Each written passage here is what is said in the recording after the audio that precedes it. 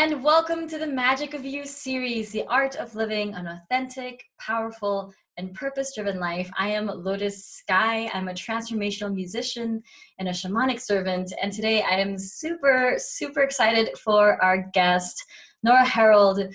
Oh my gosh, she's so cool. I've been following her for years, honestly. Nora is a channel. She's an incarnate guide. Nora, do you have another title that you work with? Incarnate guide, channel. Is there another one that I missed? Hi, Lotus Guy. Yes, I usually, these days, right? Because we're so in the moment here with our evolution. So if we had this conversation a few years ago, I probably would have answered differently. I remember when I started, it was like tarot reader, Yeah. channel, light worker, right? I put a light worker on my business cards, which I think is hilarious now because we're all light workers, right? So these days I'm going with Pleiadian channel and incarnate guide. Pleiadian channel and incarnate guide. Awesome. Yeah, no, I totally get. So Nora, first and foremost, welcome to the show. I'm getting ahead of myself because we already started chatting before this. I'm like, let's just get into it. But welcome so warmly to this show. I'm so glad you're here. And I'm so excited for everything you're going to share. She is a bubble of energy, full of love, and I can't wait for you guys to hear her own journey and her own wisdom. Thank you, Nora, for being here. Oh, thank you, Lotus Guy, for having me on, and for all of you tuning in, thank you so much, because this is a collaboration with all of us. So I'll be answering your questions that you're walking around with telepathically. Maybe some you didn't even know you had. That's the way we all work.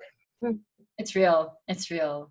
It is. So Nora, to the people who are new to this realm, who was like, what's a channel, incarnate, guide, Pleiadians, what? Because we have a huge diverse audience. Like, can you explain to us what those mean? Absolutely. So I'll cover the channeling piece first, right? Because that was kind of my origin here. My origin actually first was being a very sensitive, emotional, and intuitive child. With a boatload of drama in my childhood that eventually took my attention away from focusing on my intuition and set me on a very traditional healing path for a while in therapy and kind of psychology and exploring things from that perspective. But when I was in my early 20s, I got really excited again about opening up my intuition. So I got a deck of tarot cards, right? That was it for me, was tarot. And yeah. I loved and love still the tarot. I think it's an amazing tool for guidance. Not so much prediction. I think prediction, to be honest, is kind of a waste of time, especially these days, right? We're moving so quickly, creating. Potentials are everywhere.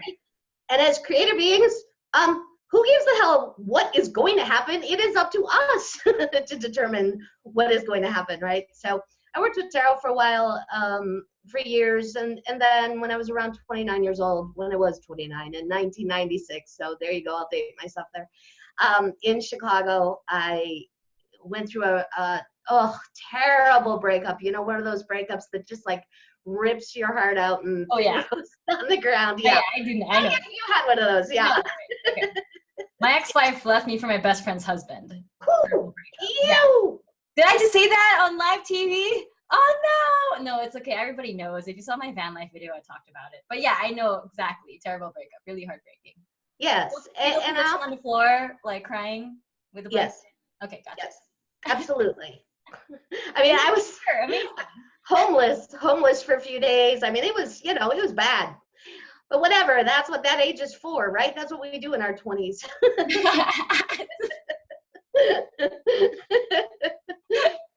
And I had a friend reach out and say, hey, come on over, I'll make you dinner and we'll read tarot cards. And she started telling me about this new friend that she'd made at the time named Wendy Kennedy, who I know is a guest on this program as well. And she said, Wendy is channeling. And I said, what's that, talking to dead people, right? Because that was kind of my understanding of it back then. And she said, well, yeah, you could do that. You could talk to people who have passed, but Wendy talks to her spirit guides. And when Amy, my dear friend Amy, said the words spirit guides to me, I lit up from inside. I just knew that was the thing I'd been looking for, because I'd been looking for about a decade for something and I didn't know what the hell I was looking for, but I was looking. So I said, well, have you done it? And she said, you know, I've been working on trying and I've felt some energy and I've done a little automatic writing. I said, well, let's do it, right? Let's try, right? So here we are, we're like 29 years old, smoke cigarettes, drinking coffee. It's like midnight in Chicago. It's freezing cold. You know, we're sharing our heartbreak with each other. I'm like, let's do it. Let's just try it. And part of it was there was nobody in the room to say to me, Nora, you can't channel your spirit guides, right? There was no one there to tell me no. So we both just quieted ourselves. It's very hard for me to say that word, quieted. Because I'm not very quiet at all.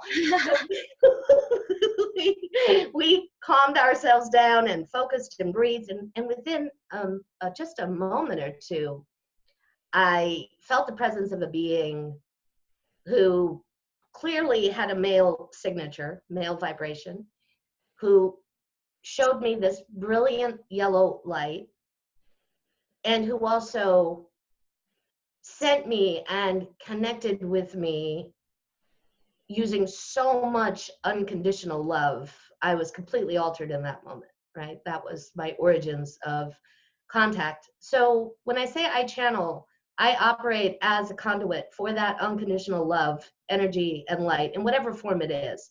Back then, that first night, it was my spirit guide, Mirando. Moving forward then, it became the Pleiadians and other beings as well. And I kind of stepped back a little bit in my body and allow that energy to move through my heart, my vocal cords, and my other energy centers to express love, information, guidance, energy to anybody that wants it, anybody that wants to tune into it. That's incredible. And so that's a really cool story, because it came out of like a space of healing, it sounds like. Yes. And you felt an excitement, you tuned into the signals in your body that there was a thing, there was a sign, there was a clear message that there was something that lit up for you, and you tuned into that as opposed to ignored it, and then you followed it, and here you are today with doing the work that you do, impacting many lives, and you're so beloved by so many people, so who you do work for, and you you talked about coming from a place that was heartbroken and now offering unconditional love in order to bring loving messages from the ethers is very, very cool. So that's an awesome story. And and now you say that you were primarily with the Pleiadians. Can you speak more to them? I know you know, Wendy talks about that as well, but I'd love to also hear you talk about it. Yes, so I met Wendy then very shortly after that night. Amy said, we got to get together, the three of us. And as soon as Wendy and I met, just like as soon as I met my friend Amy, we recognized each other. It was immediate connection between us. And Wendy looked at me and she said, oh, Pleiadian. I'm like, what the F does that mean? Right? Wait, just by looking at you, or did she hear you? Just within the first few minutes of being with each other, she just looked at me and was like, oh, Pleiadian again. And I'm like, I don't know what the hell that means, right? So she handed me Barbara Marciniak's book, Bringers of the Dawn, which we all read back then, right? Which is just foundational work in... What was the book called? It's by Barbara Marciniak. She's the author. She's a channel. The name of the book is Bringers of the Dawn. And Barbara's a very well-known Pleiadian channel, brought through kind of groundbreaking Pleiadian information in the early 90s, and still works as a channel. So, you know, we hung out. Wendy channeled for me that night, and that was amazing because I'd never had anyone channel for me before. And she confirmed every piece of information that I had gotten and experienced with my guide Mirando just a few nights earlier without me telling her the story. She was like, oh, you met a guide already? His name starts with an M. He's yellow. I was like, oh my God, holy, right? It's not that I didn't believe it, but to have that third dimensional reflection and backup and support was amazing. So when I talk about the Pleiadians now, I understand the Pleiadians from a number of different perspectives, right? So there are a group of beings, a collective of beings. I put them in plural format. It's really a collective consciousness. They don't individuate themselves out, right? So they don't count how many of them there are in that group, but there are a huge number of individuated Pleiadian entities that have joined together as one voice. So that's who I channel. That's a 12th dimensional vibration and frequency. And then also I have past life memory, of access past life memory of being incarnate as a Pleiadian in the Pleiades star system. And then I have recognized and acknowledged the DNA and genetic information in my body that is Pleiadian in origin. So I channel the Pleiadians. I remember being Pleiadian. I am also part Pleiadian. It's not the totality of my identity, certainly, but it is an aspect of my physical expression here in the body as Nora. That's incredible. So I hope that gives you, people, the listeners over here, it gives you kind of a baseline, like Pleiadians, a star system. They're a collection of beings. Some, some people will have past lives with them or can have past lives with them. And they're incredibly wise and really love to assist us in our ascension process. And so people like Nora, people like Wendy will be conduits to bring forth those messages. Cool baseline. Take a deep breath. So they would like to come through and greet the crowd. Let's hear it. So give me a moment here just to make a quick adjustment.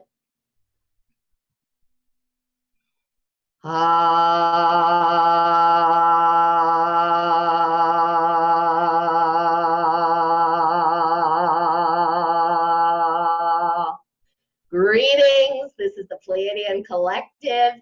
It is wonderful to have the opportunity to connect with you, Lotus Sky, and to connect with all of you beautiful universal beings of love and light who are tuning in to this transmission. We love you. We are here to assist you. We are your friends. We are your family. You can refer to us as guides if you like, sure, because we have a different perspective than you do, right? However, you have a perspective that guides us as well. There is no higher or lower in this universe. You use a system of numbers to help you understand your dimensional construct and breakdown, right? So when we say we align with the 12th dimensional vibration and frequency, and you are there in 3D, transiting through the 4th dimension, entering the 5th dimension, that makes it seem like, right, well, we're up here and you're down there. That's not really true. The truth of it is you have access to all of those dimensions within your own energetic field. We are right here with you. And we're not just talking through Nora right now.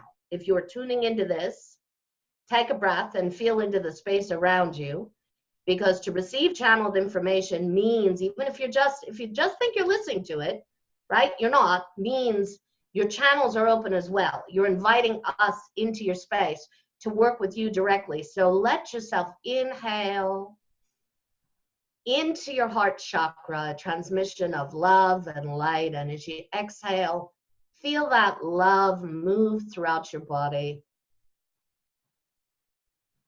helping you recognize yourself as the being of love that you are. And that is your identity. You are love incarnate. It is who you are. Love is not an emotion. It's not really even something you can give or take away. It is your origin. It is what you are. Feel that in the cells of your body. I am love incarnate. The more you align with that truth, I am love incarnate, the less then you run with expectation, right? The less you run with goals, the less you'll compete with yourself, the less you'll feel like I'm not doing what I came here to do. Oh, you certainly are. If you're here, you are doing it. Wow, thank you so much for that transmission. That's incredible.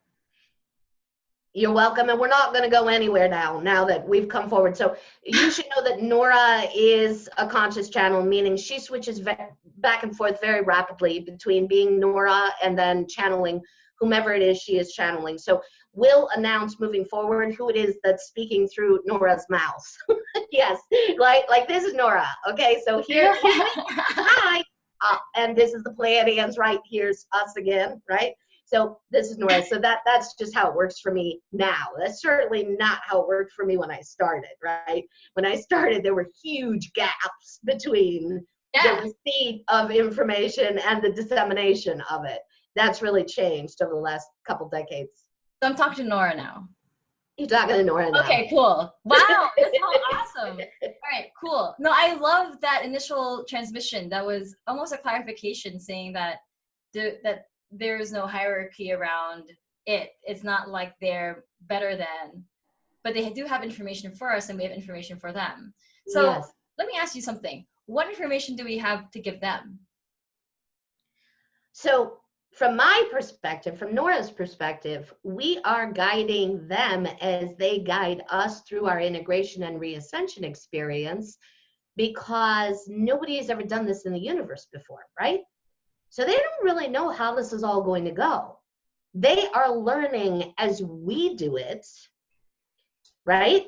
So we're in this constant back and forth telepathically, and they're like, okay, we see that coming up in this next period of time, right? The humans are going to receive a download that's going to alter their operating system. They don't really know how that's going to affect us. So not in a visceral way, right? They have a 12th dimensional understanding of it from a light perspective, because they don't see our bodies, right? They don't see our physical manifestation of energy. They see us as frequency and vibration and light, and they can see how we've shifted and altered from a vibrational standpoint, but they can't really see the day-to-day physical reality of our lives, right? So we tell them about that. We're like, hey dudes, we got some guy in the White House who's pushing all of our buttons right now, and here's what it looks like, right? And here's what it feels like. Here are the emotions that go along with it. And then they're like, okay, great. So we can say he is an agent of change, and yet also recognize and understand the emotional and physical impact that's having on all of you, right? Yeah. When I was doing a lot of study around, our descension and ascension process, and to the viewers who are here, like the premise is we are beings of light, and we descended in order to go through this game in which we remember our divinity. Yes. And we ascend as a result. So we're going in this remembrance. So and it's a unique thing because from what I've studied, we're actually going through a mastery of integration, and of integrating the light and the dark, all of the vibrations without judgment, and also being able to experience a spectrum of emotions that other beings may not be able to because of our makeup. And so, are you still there? You paused for a second. Hello? Nora? Oh, here, you're frozen on my Okay, I got you back. There. Yeah. Yes. You were frozen on my screen for a moment. Yes. Yeah, you were frozen as well. But what I was trying to say is that we're here to practice, to master integration of all spectrums of existence. I guess I want to say the light or dark, but you can correct me on that. And then, and also experience a wider range of emotions that other beings may not be able to experience. Yes. Yeah, so those are the two things that I got from that, just to let the speaker, the viewers know, like, what is the ascension process? Like, this is kind of the premise of that. Yes, this is the Pleiadians here. That's why we like to refer to it as reascension, right? Because you're already ascended, right? You've already been the highest you can possibly be, right? Because that's not real. None of it's real, right? That's the other thing. That's all made up, all of it. Your lives in your world are made up. You are making them up as you go along. And then collectively, we are making up this universal experience and construct as we go along. It's all made up. The only truth, from my perspective, the ultimate truth for me always is that everything is comprised of love. That's my ultimate truth. Now, I don't always remember that, right? It's part of the reason why I channel. You can ask my husband. It's part of the reason why I channel, because I'm constantly reminded of the information and energy and love and truths. I feel so grateful that I get to sit in this chair, right, bringing through all this love and information and be reminded of it all the time. I love that, and so here now is where I'm starting to flow into like this, how this like information can help us in living our most authentic lives, right? So one of the things that I think you or the Pleiadians mentioned was around releasing, attachments. You talked about goals and like releasing that, or there was something around like what you feel like you need to be or accomplish or anything like that to free yourself from those. How would you say, because how I was programmed growing up was there was a certain definition of what success looked like, that goals help you in creating your vision, that stop sitting around lazy on your chair, like just like it was all about what you're outputting. Obviously I've deprogrammed a lot of that, and now what I create is out of my inspiration, it's out of exploration, all that stuff. What do you have to say around, you and or the Pleiadians have to say around the concept of goals? Because some people find them helpful, some people find them crutches. Like, how can we have a good relationship with the things we are inspired to create in our life, but one that we don't corrupt it, that it enslaves us? Yes, this is the Pleiadians here. So take the word goal out of your vocabulary right now and instead replace it with experience. Take a breath as you do that, right? Breathe into that, right? Because goal sets you up to win or lose.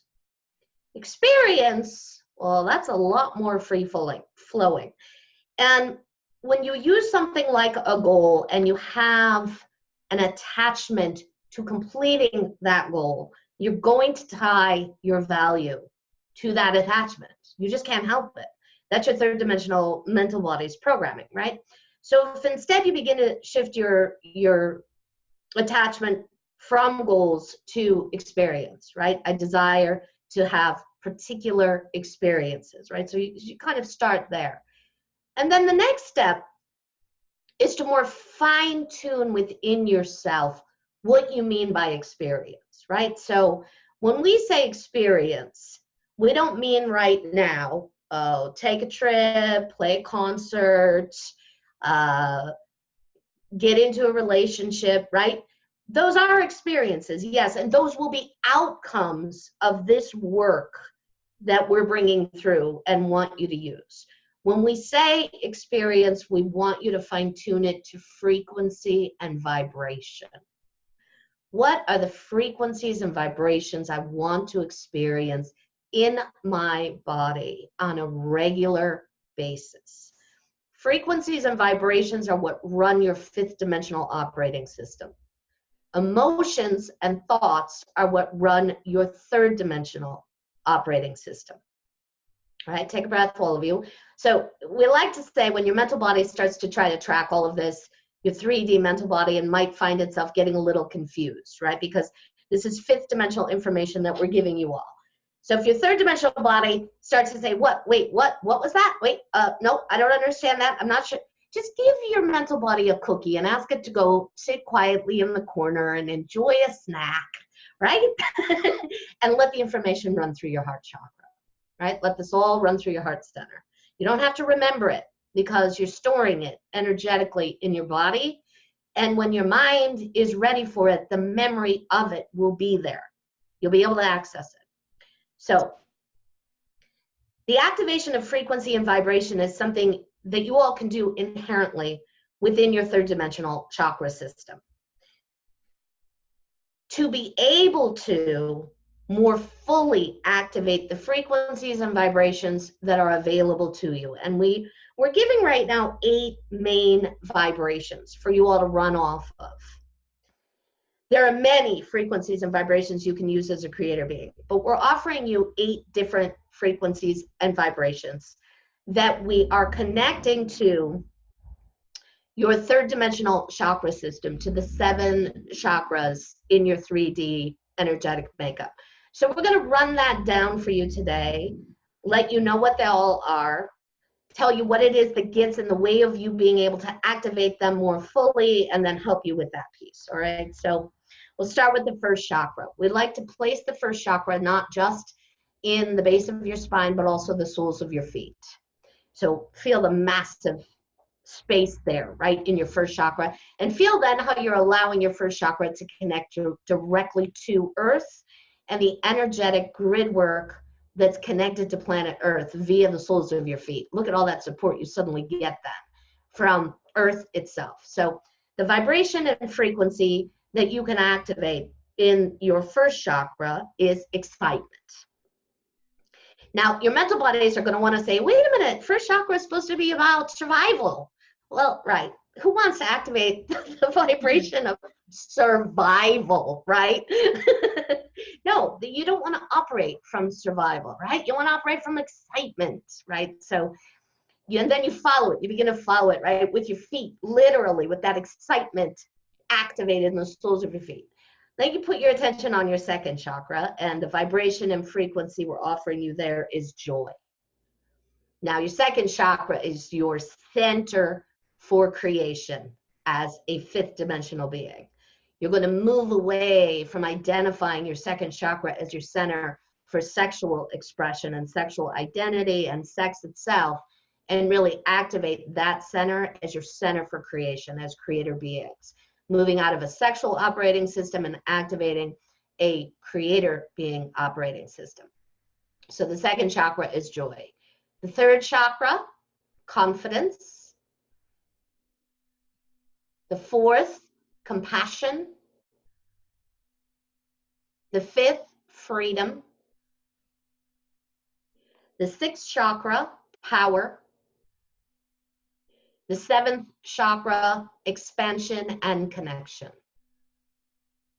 So you can start to play with this in your body. You can say, all right, I'm going to go into my heart chakra and give myself the command to activate the vibratory rate of compassion. Now, again, tell your mental body to go sit in the corner and observe, because your mental body is, your 3D mental body is going to say, well, how do I do that? Your 3D mental body doesn't know how to do this. It doesn't need to know how to do this. You already know in your 5th dimensional energetic system how to do it. And you've already all downloaded that 5D technology into your bodies, whether you know it or not. So just know you can do it, right? We were having a conversation, Nora was having a conversation with Lotus Guy earlier about knowing what you know within yourself, right? So know what it is you know. Let yourselves be much more advanced than you believe you actually are, right? So you can do that. You can say, okay, I'm going to activate that vibratory rate of compassion in my heart chakra. And just observe your experience of it. And if you find you're having a difficult time knowing that you've done it, feeling it, recognizing it, that means then that you've stumbled into a trauma piece. You have yet to transmute. You have yet to clear. So then you can do whatever energetic process works for you to clear that trauma. Now, there's one that we offer. It's very simple. We've given it the acronym FOAL, F-O-A-L, where you just feel. So let's say you're trying to activate compassion in your heart chakra and you can't. So you say, okay, what's sitting there? And you go, oh, holy shit, I feel some grief there. Wow, where did that come from, right? And that grief could be connected to this life, another life, a future life, whatever. May not be Lotus Guy's grief or Nora's grief or your grief, maybe from something else altogether, some other experience you had on some other timeline. So you just let yourself feel it without judgment. Don't try to fix yourself. Don't try to change it. Don't define grief as a bad or dark or heavy emotion. Give yourself this full opportunity to feel.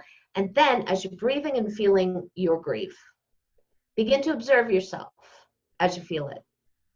So you'll notice as soon as you bring on your observational abilities and capabilities, you're going to feel immediately lighter. That's you activating your fifth dimensional consciousness from within. So you've got the 3D you feeling the grief, and now you got the 5D you saying, right, okay. It's on the spectrum of experience, right? So then that allows you to move into full acceptance. I'm going to accept this part of me that is grieving, radically grieving wherever it exists on whatever timeline, which allows you to move into a deeper space of unconditional love for yourself and all other aspects of you feeling the grief, which transmutes the underlying trauma. Then you can go back in and say, all right, now I'm going to activate the vibratory rate of compassion in my heart chakra. Wow, look at that. I'm humming along there. And vibration and frequency will feel light in your bodies, right? It's like a laser. Don't mistake the light energy for being less powerful than an emotion. Emotions are big and broad and heavy, right? And you all express them in many different ways. Frequency and vibration is much more pulled in and yet much more powerful. So this is Nora here. So, I've been developing this work, these processes over the last few years with the Pleiadians. I said we were going to talk about operating from joy today in our conversation. And that's really the vibration that I work on activating the most, that vibratory rate of joy in my second chakra, and operating from that frequency and that vibration. And that doesn't mean that I am dancing and singing my way all through my life, right? That means, I am sometimes, right? Because I like to dance and sing. That's the fairy part of me, right? That's Kaliandra, my fairy friend, and all of her friends. But what using this technology allows is, no matter how shitty my day is, right, I can choose to activate the vibratory rate of joy in my body.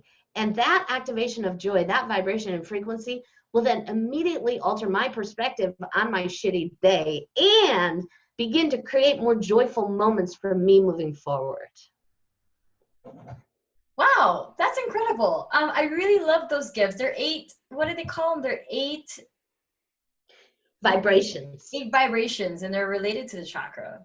Yeah, 8 main vibrations and frequencies. They will use the term vibration and frequency interchangeably. Yeah, this is Nora again here. Okay. and I noticed they said, not gendering the Pleiadians, they said that in fifth dimension,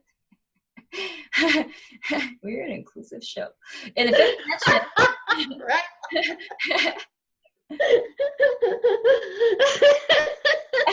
Anyways, we have a lot of joy right now.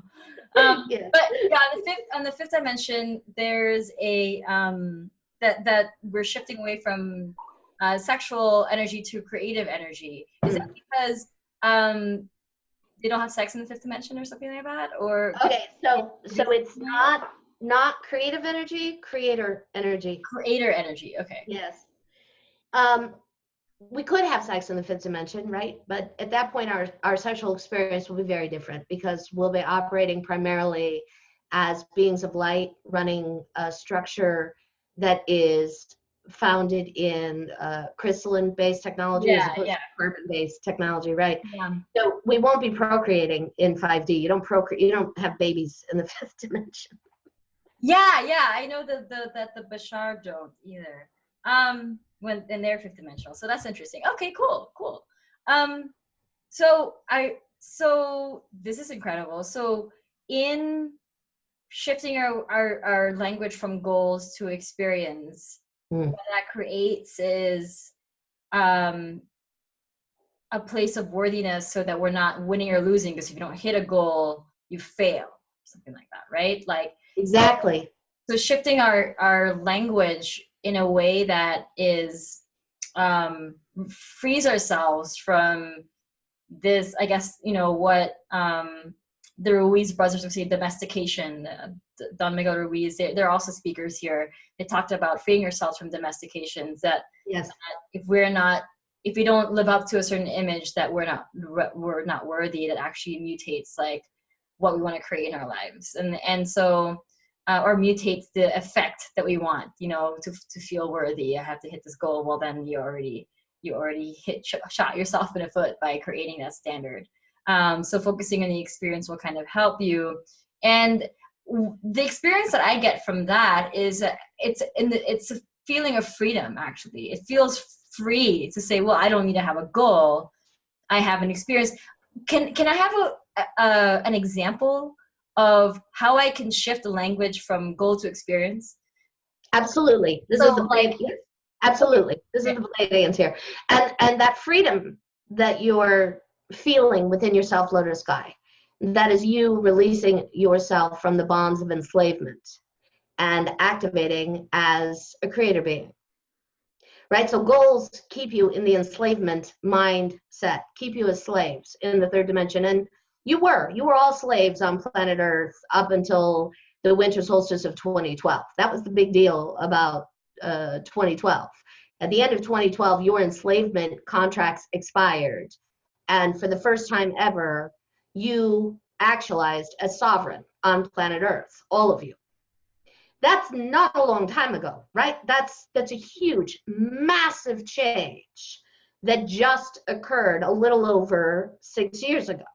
So you're all still really getting on board with that. And that's one of the reasons why things look so crazy on your planet right now. That's Nora laughing in the background as we say that. That's not us laughing about the craziness. Although, yes, Nora's shown us enough. Yeah. For us to know. All right. But we'll use you as an example of experience, right? So as a musician, as a performer, right?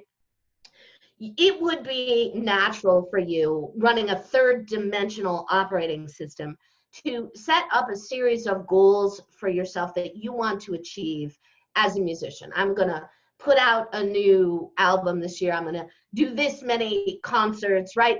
So let's think about that already, how anxiety inducing that might be, how frantic that might cause you, right? Because you start to go right into fear of rejection and abandonment, all of the fear of failure, all of it, right? So instead, you want to dial that all back and say, well, how do I want to feel on a daily basis? All right, free, excited, joyful, creative, right? You just stay with that. Everything else fills in then for you.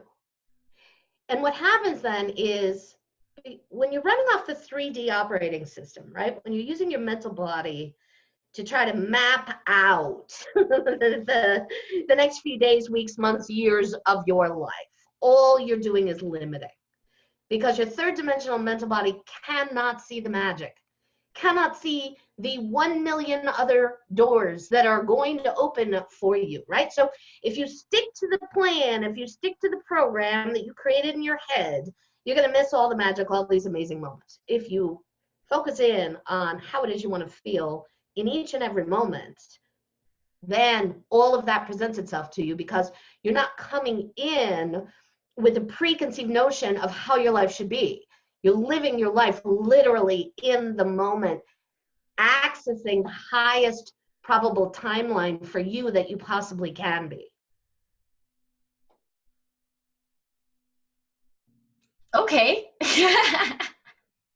Okay, awesome. So if I'm operating from how do I want to feel today, and what am I excited about? What am I going to, create from this excitement? And not planning it out in the future, what it looks like. is it likelihood is that what that the things that I do want to create in my life, or the things I'm inspired to create as a creator being, you know, making a song or sharing medicine with others, being of service and all these things, like they kind of come in not in a certain form that I expect, but do they kind of come around? Is that what to expect, or like what is the outcome of following those vibrations? Absolutely. Some of them will come about exactly as you would expect, right? Some of them will be like, oh yeah, cool. I saw that once, and yeah, here it is. Excellent. And then so many of them will be huge surprises. I like to follow a system that I call following the breadcrumbs, right? So I'll get clear with myself on my excitement and my intents, and work on the frequency and vibration aspect of things.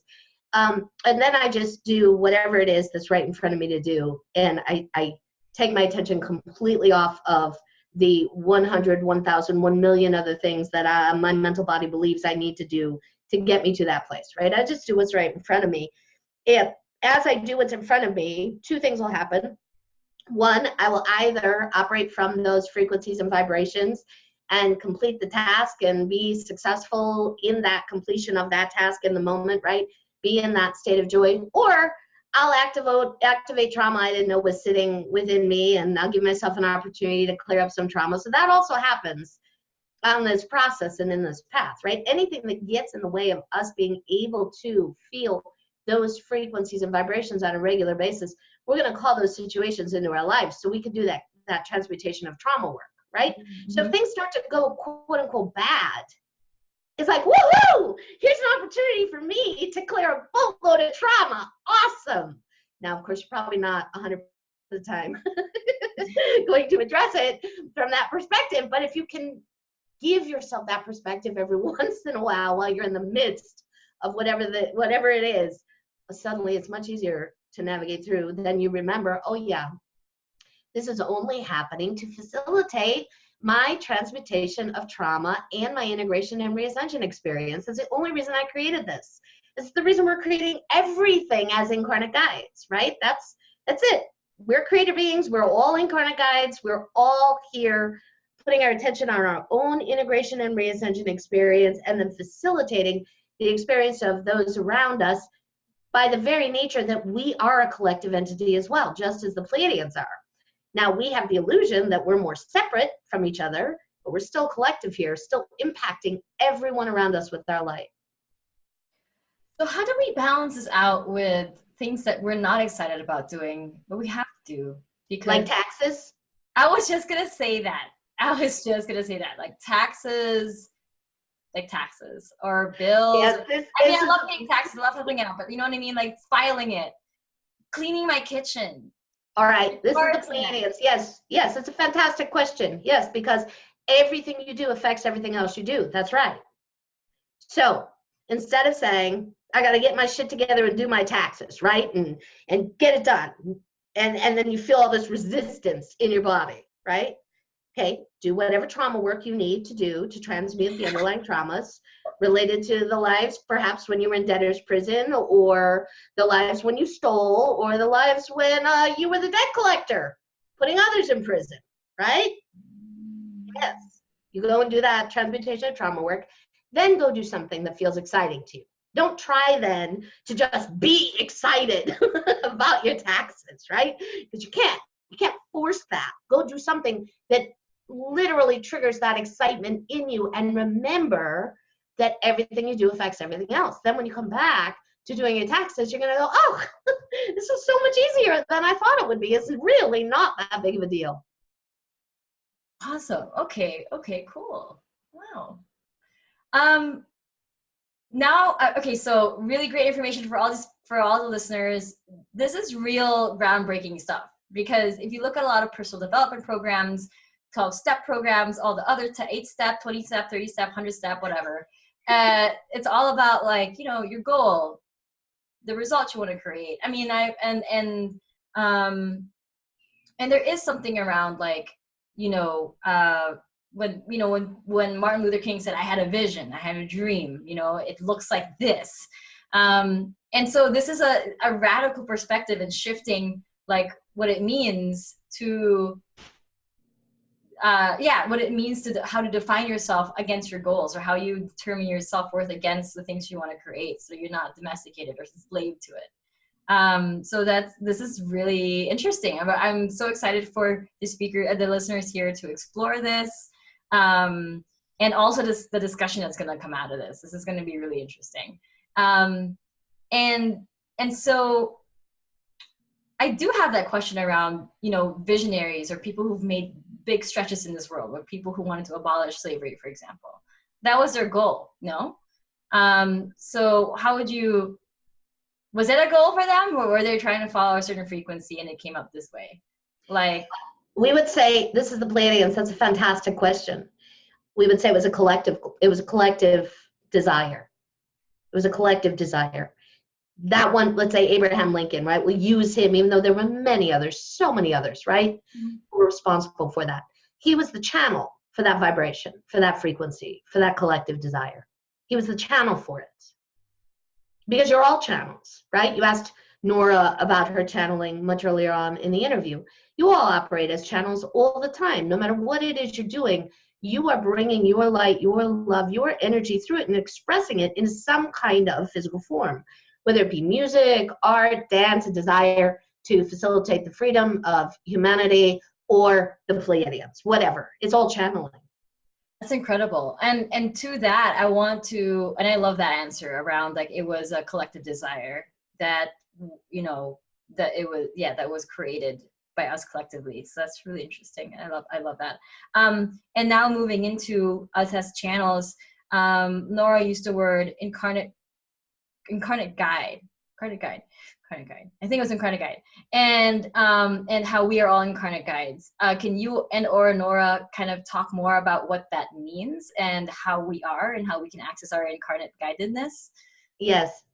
This is Nora. I'll talk about it first. So my husband and I, John, were hanging out with a friend of ours about 10 years ago. We just moved to Ojai a few months earlier, and I had channeled for him. And I would channel a lot of different beings for him. And then I was just talking with him as Nora, and he was like, how do you describe yourself? Because it's a little different from just being a channel. And John said, my husband said, yeah, she's an incarnate guide.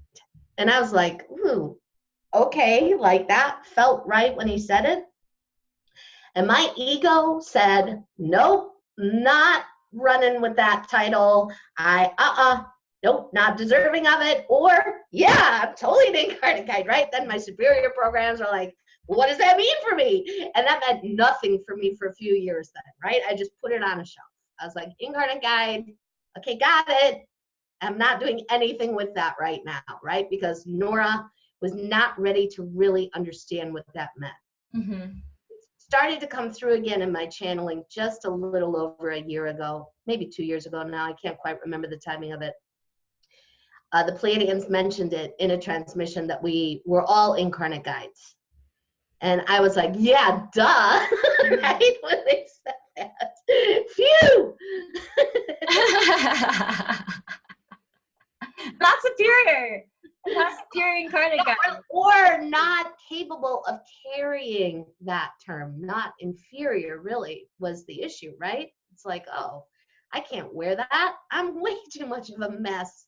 Oh, personally, or whatever, right? To wear incarnate guide. So I had to do a lot of my own work to be able to, and I did finally put it on my website as my title just a few months ago. And now it's to push buttons. It's a little bit of a trick, right? I do want people to look at it and go, incarnate guide, what does that mean? Yes, we're all incarnate guides. We're all source energy. We're all the highest being we possibly could be in this universe. We've already had those experiences. And now we're here on Earth helping each other out.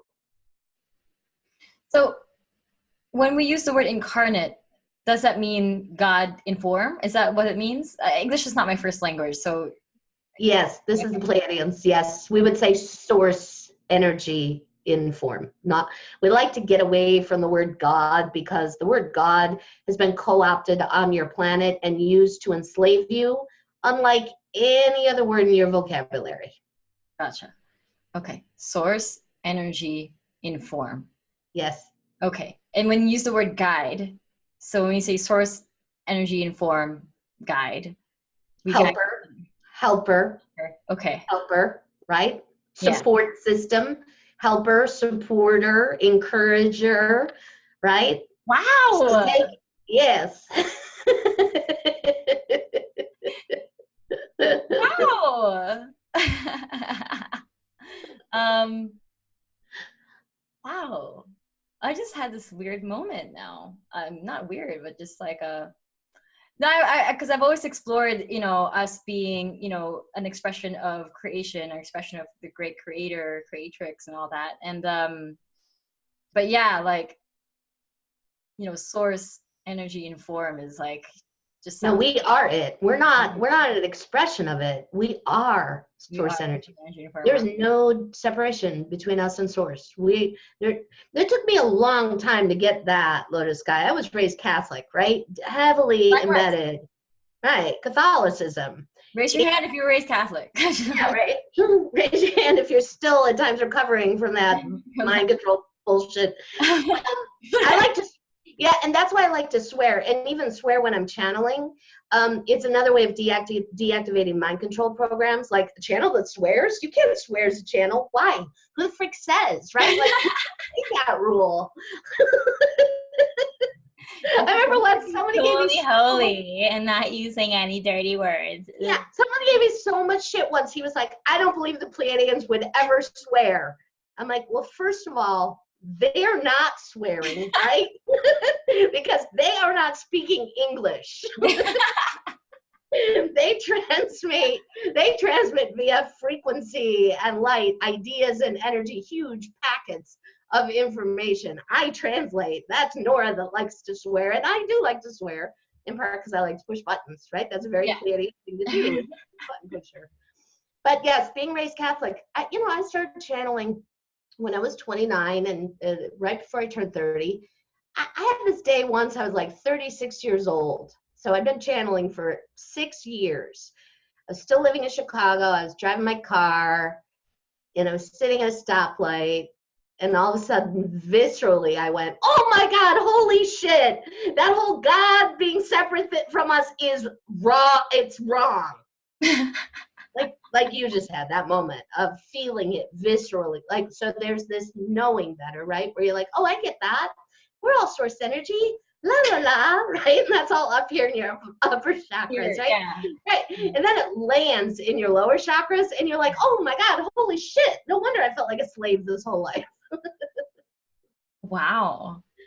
Yeah, it's so beautiful. I'm going to write a song about that. Oh, yes. I can't wait to hear it. Yeah. But no goals. We're not setting a goal here. No, we're not setting goals. My excitement completely. This is just out of my joy. I'm so free right now. So okay. There was I wanted to talk about clearing confusion. So we talked about like how we both have a Catholic background, and we're starting to deprogram because the word God has been co-opted.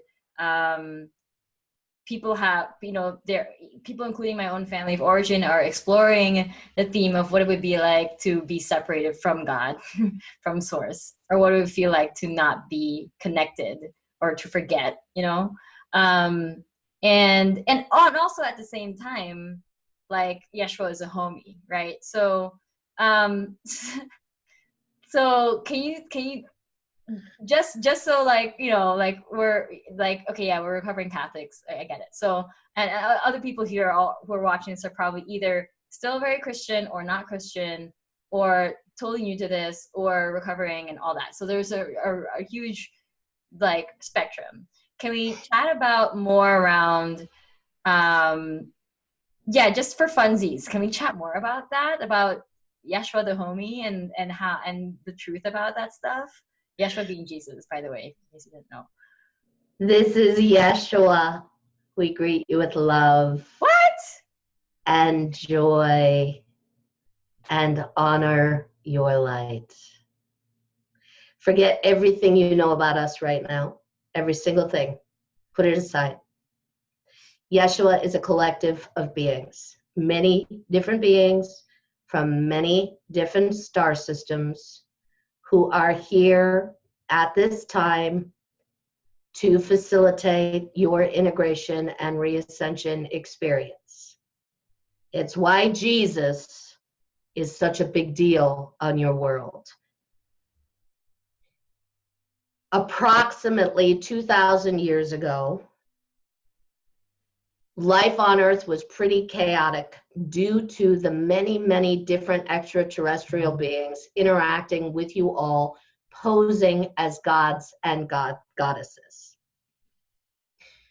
There were galactic wars and interference, and at some point, the chaos got so noisy, it had a radical effect and universal implications in other areas of the galaxy, right? So you can only do so much in this universe as free will beings. Eventually, if you start to really create waves in areas that you're not assigned to, we'll say, that's the best way for you all to understand it, things have to change. So the Yeshua Collective came together and said, okay, we're going to go to planet Earth en masse. There were over 100,000 beings who came at that time. And we are going to help the humans step away from the idea that there are many gods outside of them and align with the one God truth, that they are God, that we are all God. So we came. And yes, there were a few in male bodies who ended up being crucified, who ended up being persecuted. But when our work was done, most of us either took our bodies, ascended and left, or got on our ships and left, right?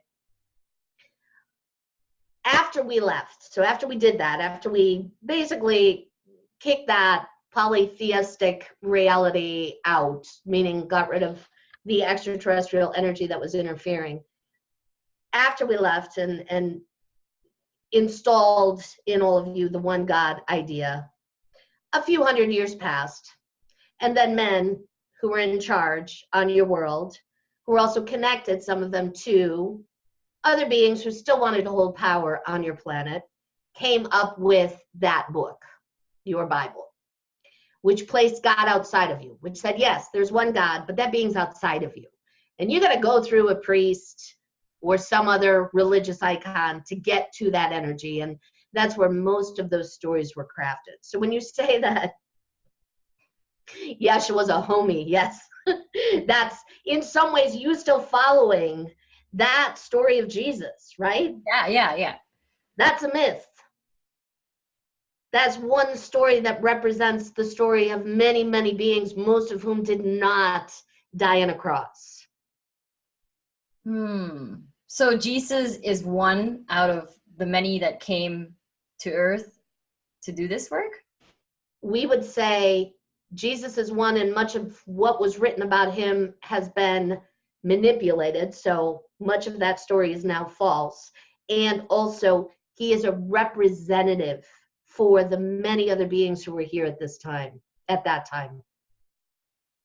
And we are back now. We're back both as a guiding entity, right? Helper, supporter, friend, homie, right? We're back here with you in that energetic form. And there are those who are back with you physically in physical bodies, carrying the Yeshua frequency and vibration as helpers, guides, support system. How would you describe the Yeshua frequency vibration?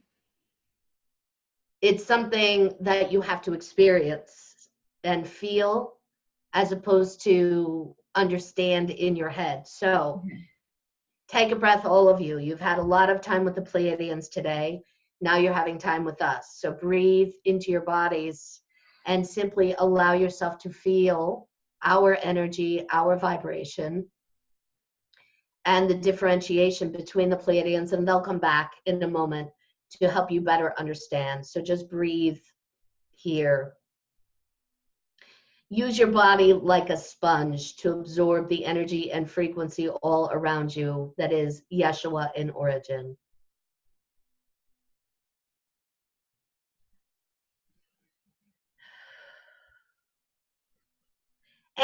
And this is the Pleiadian collective, right? So now put your energy and attention on us, on our energy, our frequency, our vibration. Feel how that feels in your body.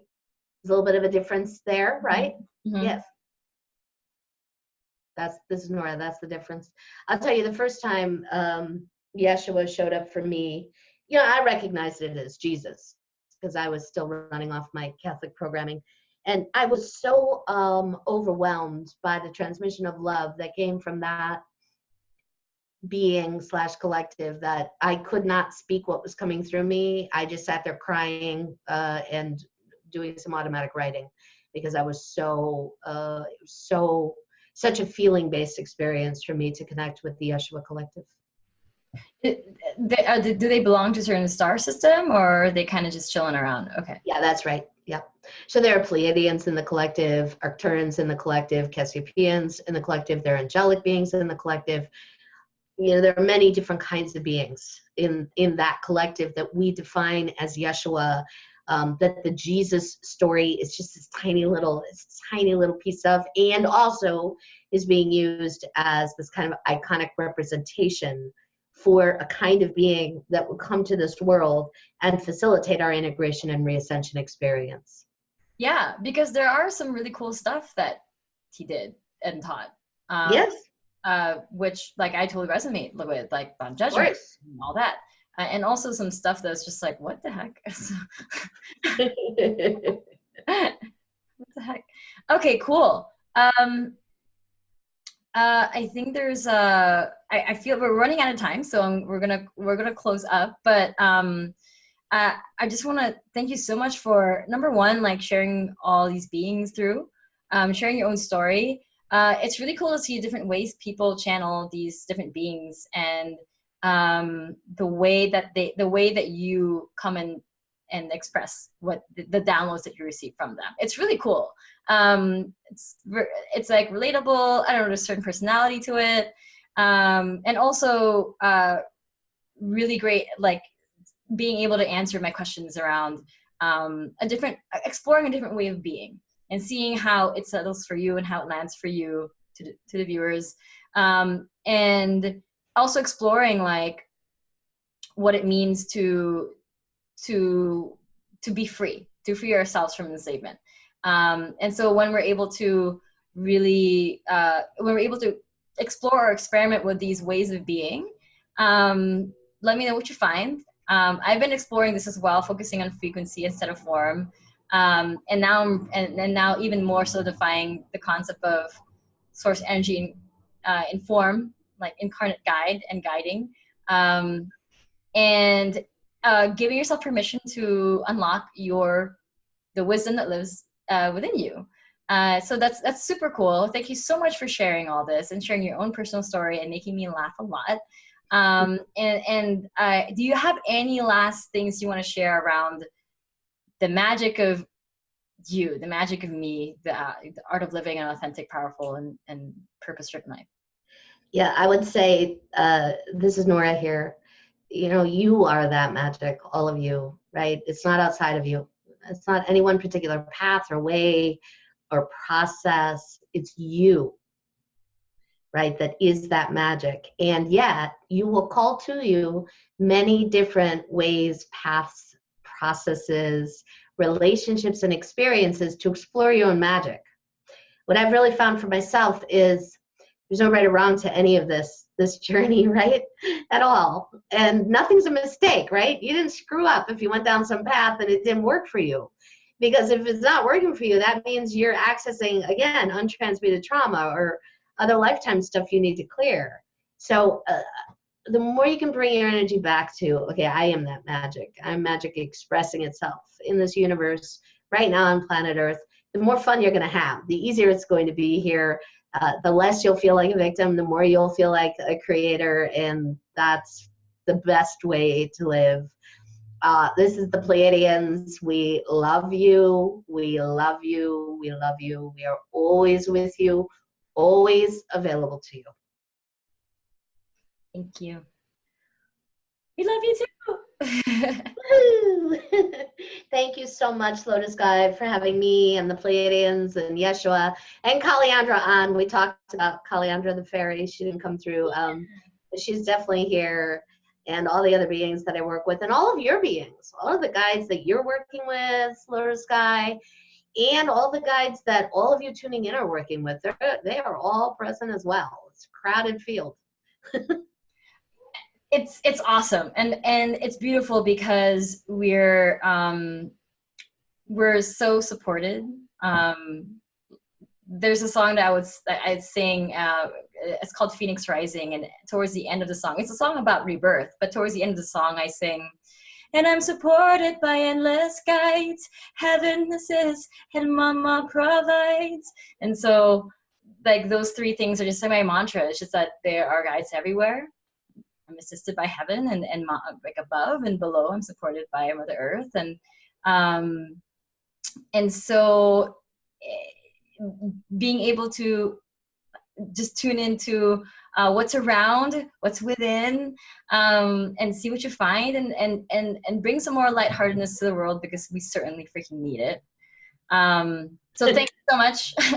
Thank you for that. I can't wait to see the discussion that comes out of this, and also what you will create from the things that you've learned and what has resonated with you from this transmission. So, and with that, we're going to close the interview. And so just saying a moment of gratitude for everyone and for the guides that came through. And thank you, Nora. Thank you, Lotus Guy. And with that, this is the Magic of You series, the art of living an authentic, powerful, and purpose-driven life. Nora does have a free gift. You can just click on the link below, and you'll go ahead and get more of her juicy transmissions. And with that,